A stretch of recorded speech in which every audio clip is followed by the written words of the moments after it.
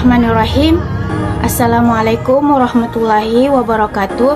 Perkenalkan, nama saya Asmuanti dengan NIM 22 2020 388 620 80 40 dari kelas PAIB, Program Studi Pendidikan Agama Islam, Fakultas Tarbiyah, Institut Agama Islam Parepare.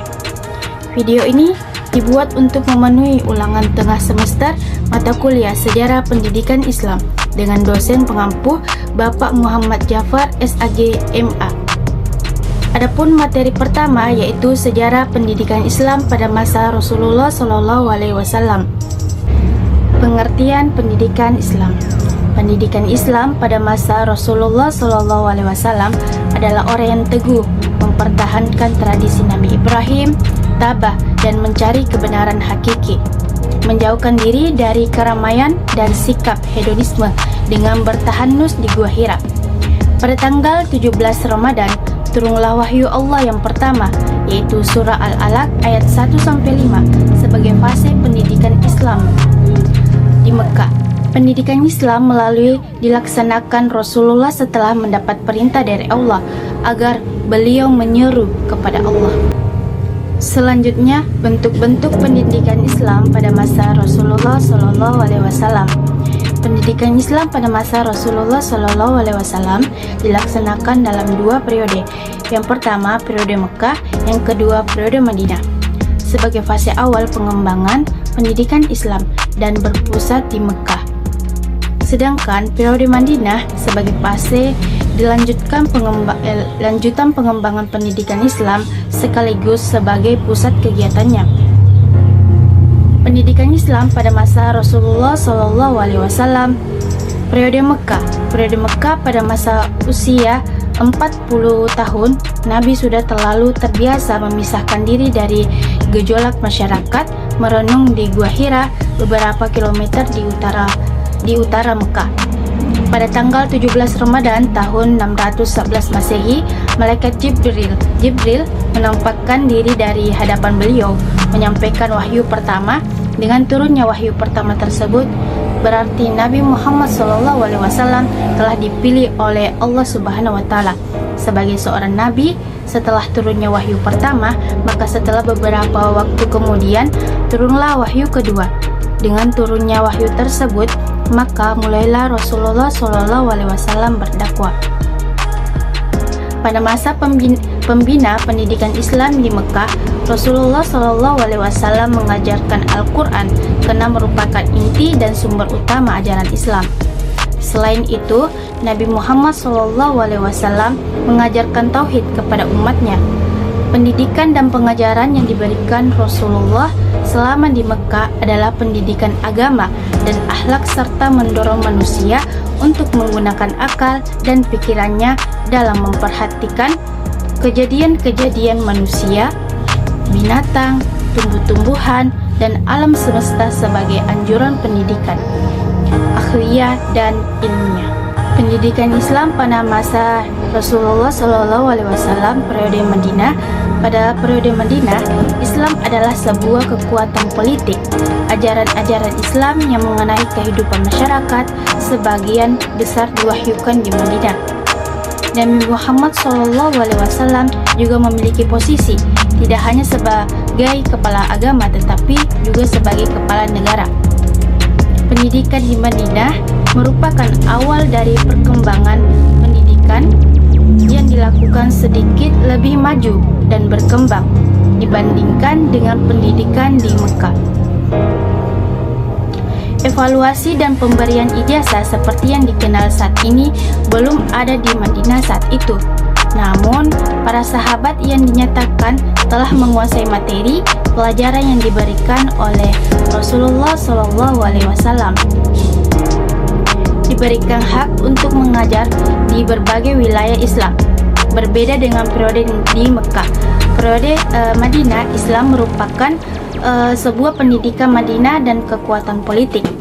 Ajaran Islam yang berkaitan dengan kehidupan masyarakat banyak diturunkan di Madinah. Strategi dan metode pendidikan Islam pada masa Rasulullah SAW. Ada beberapa strategi pengajaran pada masa Rasulullah SAW diantaranya sebagai berikut. Yang pertama, strategi rahasia atau perorangan. Dimulai dengan cara Rasulullah mendidik istrinya Khadijah secara sembunyi-sembunyi agar beriman kepada Allah dan menjauhi larangannya. Yang kedua, strategi terang-terangan dengan perintah berdakwah yang dilakukan Rasulullah SAW diiringi dengan jumlah sahabat yang semakin banyak, karena dia yakin bahwa dengan berdakwah terang-terangan banyak kaum Quraisy yang akan masuk Islam.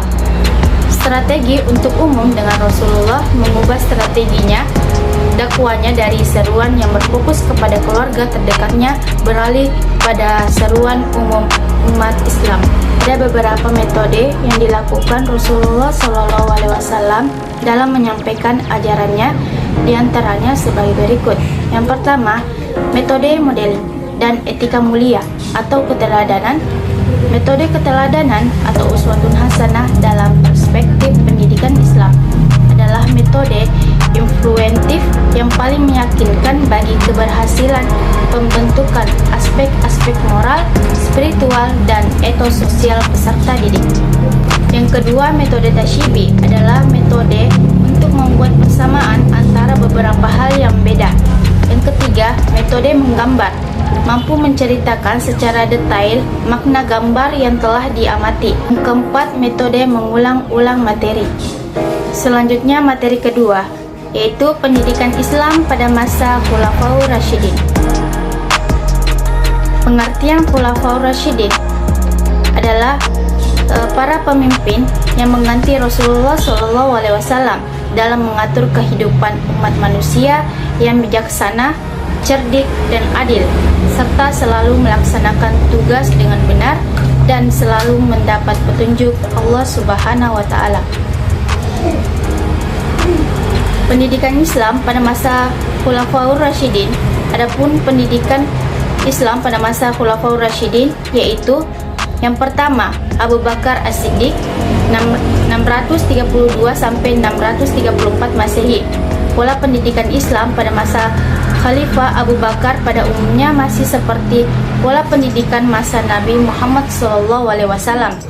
Materi pendidikan Islam yang diajarkan pada masa Khulafaur Rasyidin sebelum masa pemerintahan Umar bin Khattab, khususnya untuk pendidikan dasar, adalah membaca dan menulis, membaca dan menghafal Al-Quran, serta mempelajari pokok-pokok ajaran Islam seperti cara wudhu, sholat, dan sebagainya.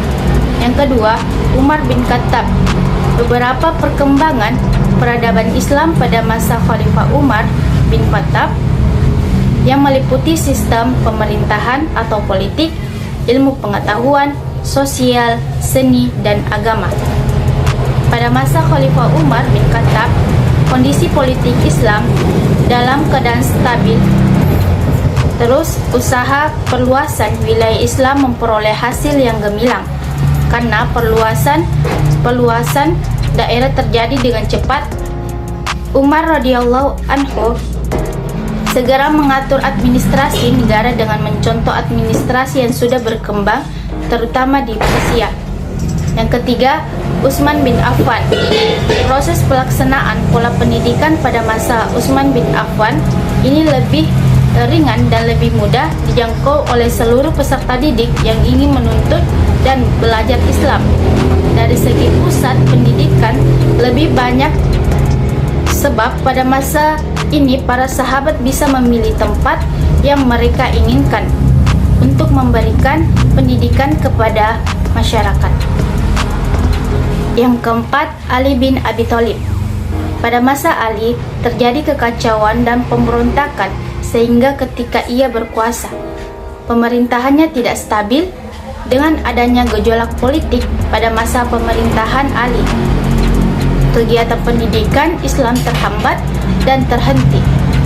Saat ini Ali sudah tidak sempat lagi memikirkan masalah-masalah pendidikan Islam, namun seluruh perhatiannya tertuju pada masalah keamanan dan perdamaian umat Islam. Oleh karena itu, model pendidikan pada masa Khulafaur Rasyidin tidak jauh berbeda dengan masa Nabi yang menekankan pengajaran, membaca, dan menulis serta ajaran Islam berdasarkan Al-Quran dan hadis Nabi. Pusat-pusat pendidikan pada masa Khulafaur Rasyidin. Yang pertama, Mekah, tanah suci. Guru pertama di Mekah adalah Muaz bin Jabal yang mengajarkan Al-Quran dan fikih. Yang kedua, Madinah. Sahabat yang terkenal antara lain Abu Bakar, Utsman bin Affan, Ali bin Abi Thalib, dan sahabat-sahabat lainnya.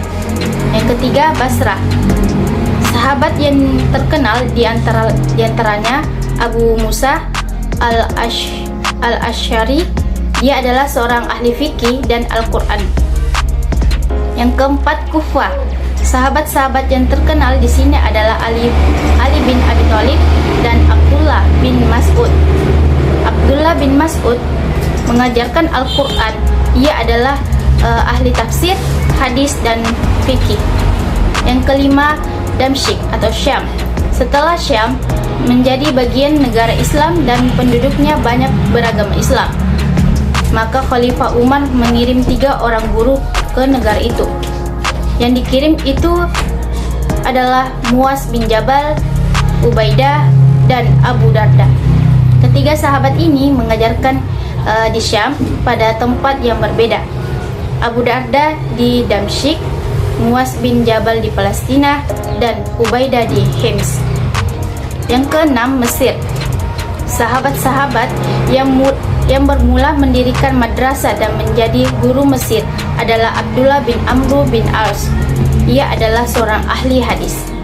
Materi ketiga yaitu perkembangan pendidikan Islam pada masa Bani Umayyah. Dinasti Umayyah didirikan oleh Muawiyah bin Abi Sufyan dan berkuasa sejak tahun 661 sampai tahun 750 Masehi dengan ibu kota Damaskus. Ia juga mengganti sistem pemerintahan Muslim yang semula bersistem musyawarah menjadi sistem monarki hereditary. Cikal bakal berdirinya dinasti Umayyah dimulai ketika masa Khalifah Ali.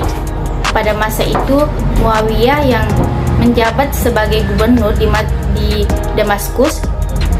Kekhalifahan Umayyah adalah dinasti pertama dalam sejarah Islam.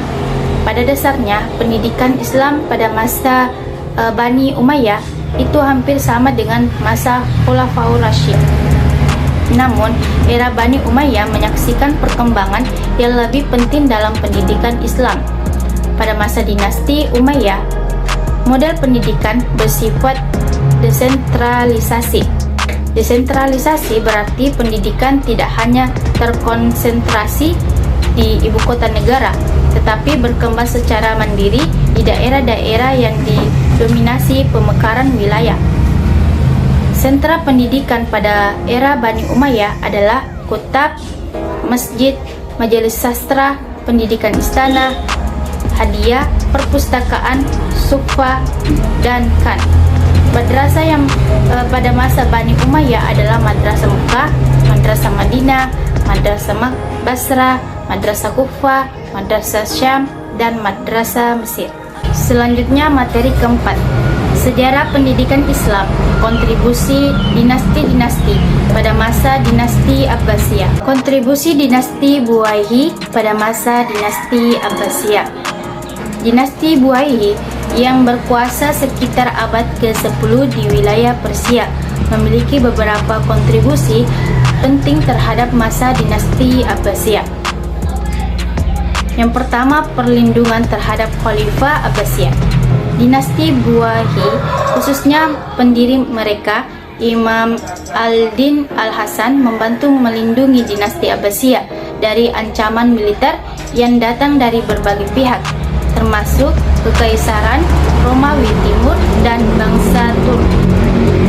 Mereka mempertahankan kekuasaan Khalifahan Abbasiyah dan memungkinkan kelangsungan pemerintahan. Yang kedua, otonomi wilayah. Meskipun mereka mendukung dinasti Abbasiyah secara luas, dinasti Buwayhi juga mempertahankan otonomi relatif di wilayah yang mereka kuasai. Mereka mengambil alih kendali sejumlah wilayah di Persia tanpa mengganggu struktur pemerintahan Abbasiyah, sehingga menciptakan hubungan kerjasama yang menguntungkan kedua dinasti. Yang ketiga, perkembangan kebudayaan dan ilmu pengetahuan.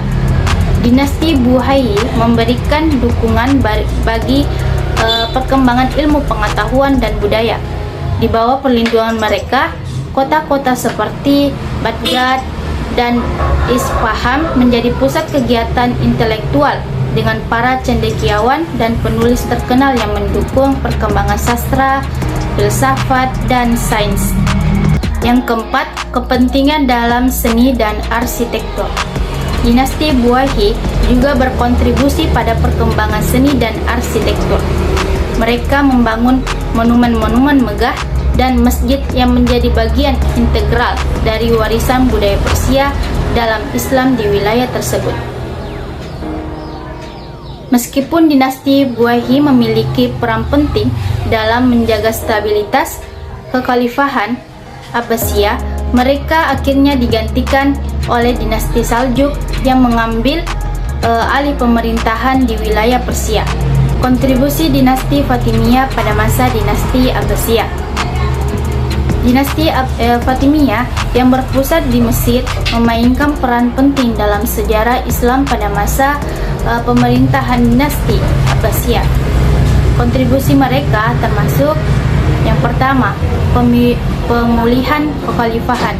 Dinasti Fatimiyah mengklaim keturunan langsung dari Nabi Muhammad SAW melalui putri beliau Fatimah.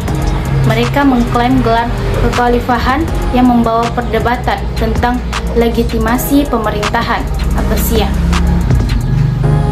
Ini menciptakan ketegangan dan pertentangan antara kedua dinasti.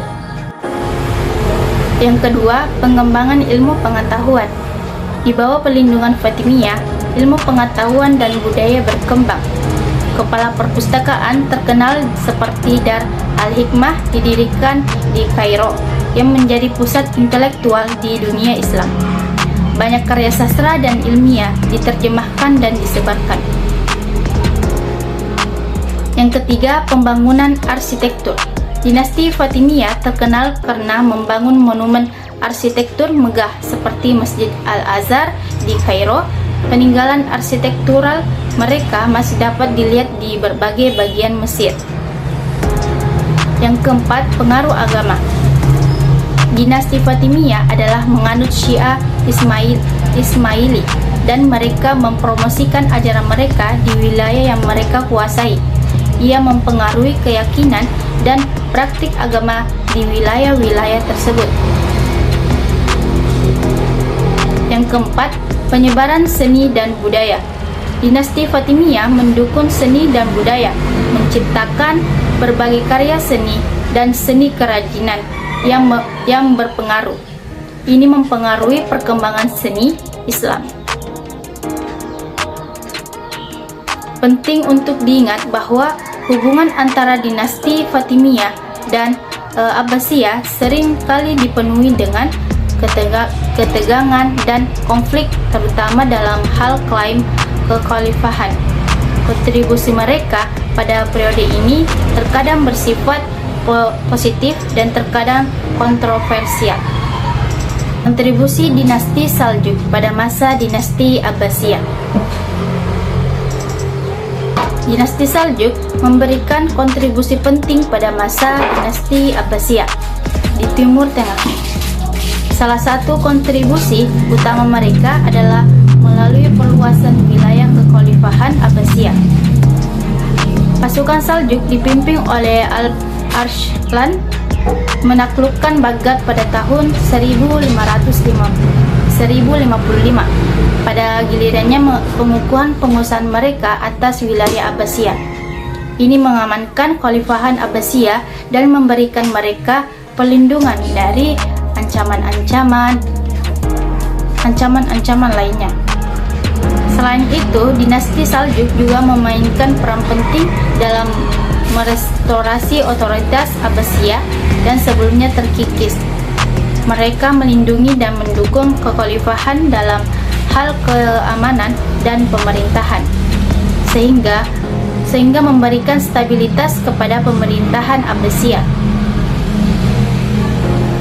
Selain itu, dinasti Saljuk juga mempengaruhi perkembangan seni, ilmu pengetahuan, dan kebudayaan dalam dunia Islam. Mereka mendukung perkembangan ilmu pengetahuan dan filsafat, serta memfasilitasi pertukaran budaya antara timur dan barat melalui jalan sutra. Jadi, dinasti Saljuk memberikan kontribusi signifikan dalam mempertahankan dan memulihkan dinasti Abbasiyah, serta mempengaruhi perkembangan intelektual dan budaya di dunia Islam pada masa itu. Kontribusi dinasti Ayyubiyah pada masa dinasti Abbasiyah. Dinasti Ayyubiyah yang didirikan oleh Salahuddin Ayyubi atau Saladin memiliki beberapa kontribusi penting pada masa dinasti Abbasiyah. Yang pertama, penaklukan Yerusalem. Salahuddin Ayyubi berhasil merebut kembali Yerusalem dari pasukan Salib pada tahun 1187 Masehi.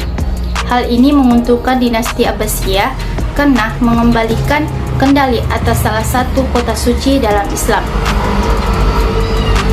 Yang kedua, perlindungan terhadap dinasti Abbasiyah. Dinasti Ayyubiyah memberikan perlindungan dan dukungan militer kepada dinasti Abbasiyah di Baghdad. Ini membantu dinasti Abbasiyah dalam mempertahankan otoritas mereka selama periode yang sulit. Yang ketiga, pemulihan stabilitas. Salahuddin Ayyubi dan penerusnya membantu mengembalikan stabilitas di wilayah-wilayah yang sebelumnya terpecah belah. Hal ini membentuk dasar bagi kelangsungan dinasti Abbasiyah. Yang keempat, promosi ilmu pengetahuan dan kebudayaan.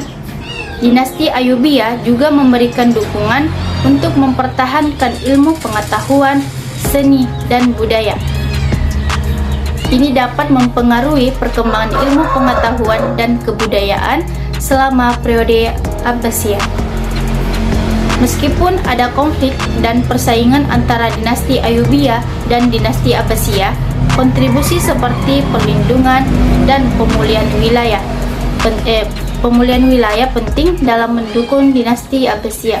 Selanjutnya, materi kelima, perkembangan pendidikan Islam di Asia. Pertama, perkembangan pendidikan Islam di Malaysia. Perkembangan pendidikan Islam di Malaysia telah mengalami pertumbuhan dan transformasi yang signifikan. Beberapa aspek perkembangan tersebut termasuk: pertama, sekolah agama. Malaysia memiliki sistem sekolah agama yang kuat di mana pelajar mempelajari mata pelajaran Islam seperti fikih, akidah, ajaran Islam, dan bahasa Arab. Sekolah-sekolah ini terus berkembang dan diperbarui kurikulumnya. Yang kedua, pengajaran bahasa Arab. Upaya telah dilakukan untuk memperbaiki pengajaran bahasa Arab sehingga pelajar dapat memahami teks-teks agama dengan baik. Yang ketiga, institusi pengajian tinggi. Universiti dan institusi pengajian tinggi di Malaysia menawarkan program-program yang berkaitan dengan studi Islam, termasuk program sarjana hingga tingkat doktor. Yang keempat, kajian Islam. Malaysia telah menjadi pusat kajian Islam di tingkat antarabangsa dengan perguruan tinggi dan institusi kajian Islam yang terkenal. Kelima, riset dan publikasi. Banyak penelitian dan publikasi terkait Islam yang dihasilkan di Malaysia yang telah memberikan kontribusi penting terhadap pemahaman Islam dan peradaban Islam. Yang kelima, pengembangan institusi pendidikan Islam. Lembaga-lembaga seperti Institut Pendidikan Guru, Madrasah, dan Pusat Tahfiz Quran terus berkembang dan memainkan peran penting dalam pendidikan Islam. Yang keenam, teknologi dan pendidikan jarak jauh. Pendidikan Islam di Malaysia sudah mengadopsi teknologi seperti pembelajaran jarak jauh untuk memfasilitasi akses pendidikan Islam bagi lebih banyak orang. Perkembangan ini telah membantu memperkaya pemahaman dan praktik Islam di Malaysia serta memastikan akses tersebut pendidikan Islam yang lebih luas bagi masyarakat. Perkembangan pendidikan Islam di Brunei Darussalam memiliki sistem pendidikan yang kuat dengan penekanan pada pendidikan Islam.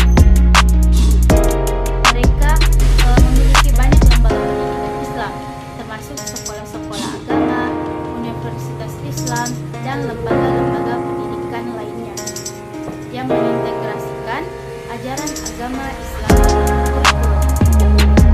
Perkembangan pendidikan Islam di Filipina. Pendidikan Islam di Filipina telah mengalami perkembangan sepanjang sejarah.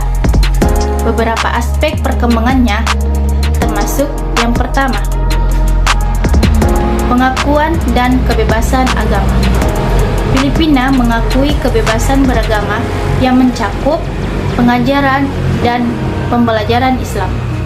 Konstitusi Filipina menghormati hak-hak minoritas agama, termasuk Muslim, untuk memiliki konstitusi pendidikan Islam. Yang kedua, madrasah. Madrasah adalah lembaga pendidikan Islam Filipina. Pemerintahan Filipina telah memberikan pengakuan dan dukungan kepada madrasah untuk memastikan bahwa pendidikan Islam tersedia dan memenuhi standar pendidikan nasional. Yang ketiga, integrasi kurikulum. Beberapa sekolah umum di Filipina telah mencoba untuk mengintegrasikan pelajaran agama Islam dalam kurikulum mereka. Ini bertujuan untuk mempromosikan pemahaman dan toleransi antar agama di antara siswa. Yang keempat, pendidikan tinggi. Ada universitas dan perguruan tinggi di Islam di Filipina yang menawarkan program akademik dalam berbagai disiplin ilmu, termasuk studi agama Islam. Perkembangan pendidikan Islam di Filipina terus berlangsung dengan upaya untuk memperkuat dan memperluas akses pendidikan Islam serta mempromosikan pemahaman dan toleransi antar agama di antara beragam kelompok masyarakat di negara tersebut. Perkembangan pendidikan Islam di Singapura. Pendidikan Islam di Singapura telah mengalami perkembangan signifikan dalam beberapa dekade terakhir. Pemerintah Singapura mengakui pentingnya mempertahankan identitas dan nilai-nilai agama Islam dalam masyarakat yang multikultural ini. Beberapa perkembangan penting termasuk yang pertama, madrasah modernisasi. Pemerintah telah berusaha untuk meningkatkan kurikulum dan metode pengajaran di madrasah atau sekolah Islam agar sesuai dengan kebutuhan masa kini. Ini mencakup memperkenalkan mata pelajaran umum seperti matematika dan sains serta bahasa Inggris. Yang kedua, kerjasama antar agama dan pendidikan. Ada kerjasama yang erat antara Kementerian Pendidikan dan masyarakat Islam di Singapura. Hal tersebut membantu dalam memastikan bahwa pendidikan Islam sejalan dengan sistem pendidikan nasional. Yang ketiga, program pembinaan guru. Upaya telah dilakukan untuk meningkatkan kualitas guru-guru dalam sistem pendidikan Islam. Program pembinaan guru dan pelatihan terus berlangsung untuk memastikan pengajaran memiliki keterampilan dan pengetahuan yang baik. Yang keempat, peluang pendidikan tinggi. Singapura memiliki institusi pendidikan tinggi yang menyediakan program-program studi tentang Islam dan bahasa Arab. Ini memberikan peluang bagi siswa untuk mengajar studi Islam lebih lanjut. Yang kelima, pendekatan pendidikan yang inklusif. Pendidikan Islam di Singapura berupaya untuk menciptakan lingkungan inklusif yang menghormati berbagai kelompok-kelompok dan keyakinan. Perkembangan pendidikan Islam di Thailand. Pendidikan Islam di Thailand mengalami perkembangan yang cukup signifikan. Pada dasarnya, Thailand adalah sebuah negara mayoritas Buddha, tetapi terdapat komunitas Muslim yang cukup besar di selatan negara, terutama di provinsi-provinsi seperti Pattani, Yala, dan Narathiwat. Beberapa perkembangan penting dalam pendidikan Islam di Thailand yaitu: yang pertama, sekolah madrasah. Di daerah-daerah dengan populasi Muslim yang signifikan, terdapat sekolah-sekolah Islam yang menyediakan pendidikan agama Islam. Sekolah-sekolah ini memungkinkan siswa untuk memahami dan memperhatikan agama Islam secara lebih mendalam. Yang kedua, perguruan tinggi dan universitas. Beberapa perguruan tinggi dan universitas di Thailand juga menyediakan program studi terkait Islam, termasuk studi agama Islam dan budaya Muslim. Yang ketiga, peran lembaga keagamaan. Lembaga-lembaga Islam seperti Majelis Ulama Thailand memiliki peran dalam mengatur dan memajukan pendidikan Islam di negara ini. Yang keempat, kerjasama dengan negara-negara Muslim. Thailand telah menjalin kerjasama dengan negara-negara Muslim, termasuk Arab Saudi, untuk meningkatkan pendidikan Islam. Misalnya, beasiswa dari Arab Saudi seringkali diberikan kepada siswa Thailand yang ingin mempelajari Islam di universitas-universitas di Arab Saudi. Perkembangan pendidikan Islam di Indonesia. Pendidikan Islam di Indonesia telah mengalami perkembangan yang signifikan selama bertahun-tahun. Berikut adalah beberapa poin perkembangan penting. Yang pertama, awal sejarah. Pendidikan Islam telah ada di Indonesia sejak abad ke-13. Pada masa itu, pesantren merupakan pusat pendidikan Islam yang pertama. Mereka mengajarkan agama Islam dan pengetahuan klasik. Yang kedua, era kolonial. Pada masa penjajahan Belanda, pendidikan Islam ditekan, tetapi beberapa ulama terkemuka melanjutkan pengajaran Islam secara rahasia. Pada tahun 1945, Indonesia meraih kemerdekaannya. Yang ketiga, peran pesantren. Yang ketiga, peran pesantren. Pesantren, sekolah Islam terkenal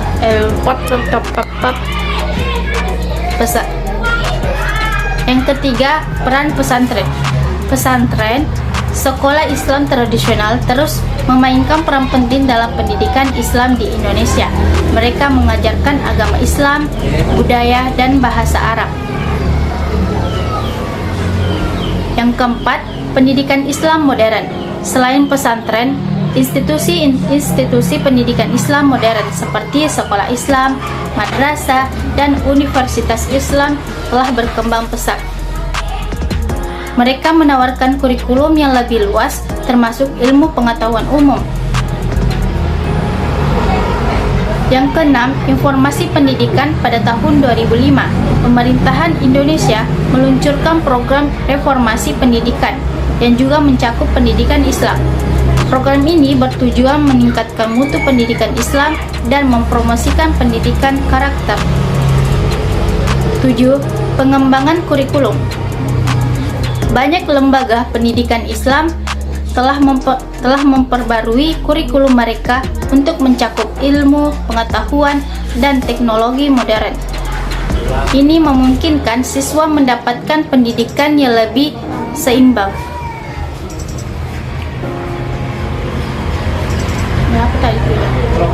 7. Globalisasi. Pendidikan Islam di Indonesia juga terpengaruh oleh globalisasi. Banyak siswa Indonesia pergi ke luar negeri untuk belajar agama Islam di negara-negara seperti Arab Saudi dan Mesir. 8. Peran pemerintahan. Pemerintahan Indonesia terus mendukung pendidikan Islam dengan berbagai program dan kebijakan. Mereka juga mencoba mengintegrasikan pendidikan Islam dengan sistem pendidikan nasional. 9. Perkembangan pendidikan Islam di Indonesia adalah cermin dari dinamika sosial, budaya, dan politik yang berubah seiring waktu. Pendidikan Islam terus berkembang untuk memenuhi kebutuhan masyarakat yang semakin beragam. Perkembangan pendidikan Islam di India. Di India, pendidikan Islam telah berakar sejak abad ke-7 Masehi, ketika Islam pertama kali masuk ke wilayah yang sekarang menjadi India. Selama berabad-abad, India menjadi pusat pendidikan Islam dengan berbagai madrasah dan pusat pembelajaran di tempat seperti Delhi, Lucknow, dan Aligarh. Madrasah tradisional dan modern telah berkontribusi pada perkembangan pendidikan Islam di India. Selain itu, lembaga-lembaga seperti Jamia Millia Islamiyah dan Aligarh Muslim Universitas telah berperan penting dalam memajukan pendidikan Islam dan ilmu pengetahuan secara umum. Perkembangan pendidikan Islam di Arab Saudi. Di Arab Saudi, pendidikan Islam memiliki peran khusus karena Saudi Arabia adalah tempat suci bagi umat Islam.